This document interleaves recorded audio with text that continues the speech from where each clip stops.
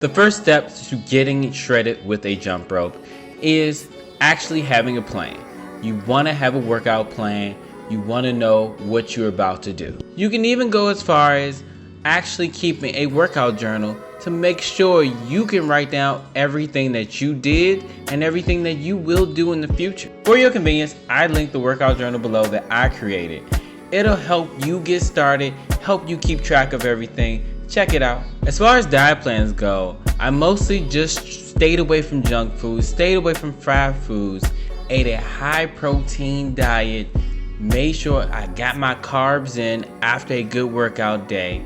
I also ate a very high protein diet. So you'll see me with chicken and rice. That's a lot of my diet.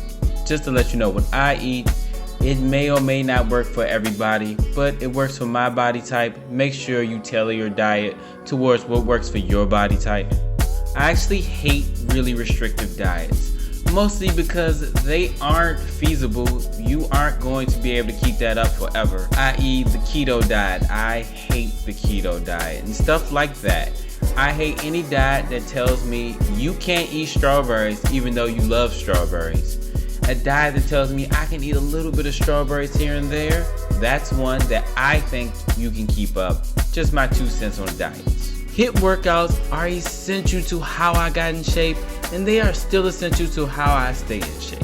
High intensity interval training has been scientifically proven to be better than static training. This type of workout allows you to get a great workout in a little bit of time. And there are even examples of these type of workouts from beginner to advanced in the workout journal that I have below. And even in one of my most recent videos, I show you an example of one of the HIIT workouts that I'm currently doing. Check it out. I left a link to the video down below. I typically switch up all of my workouts every 6 weeks. Your body is like a machine. If you keep doing the same thing over and over again for weeks, it'll eventually learn the most optimal way of doing it. You won't be getting any better from actually doing the activities of that workout. You'll find that you'll do someone else's workout and you'll be breathing really heavy. This is because your body has learned how to do that workout the easiest way possible. And in 6 to 8 weeks, that's normally about the time where your workout gets stale and you need to freshen it up.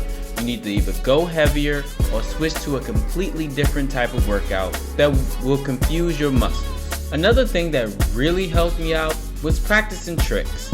You'll see them all over this video, from the boxing step to this jump rope shuffle. Tricks are actually really useful because you don't even realize you're working out sometimes.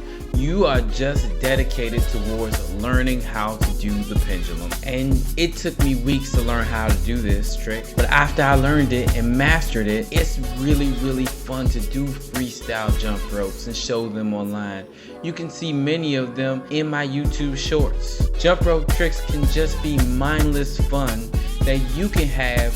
Not only can you learn a cool trick, but you can also get in really good shape while having fun. You definitely want to mix your light ropes with your heavy ropes. Mixing heavy and light ropes really helps me out because it allows me to remain fast but get strong at the same time. And I explain a lot more of that in this video that is on the screen right now. Check it out.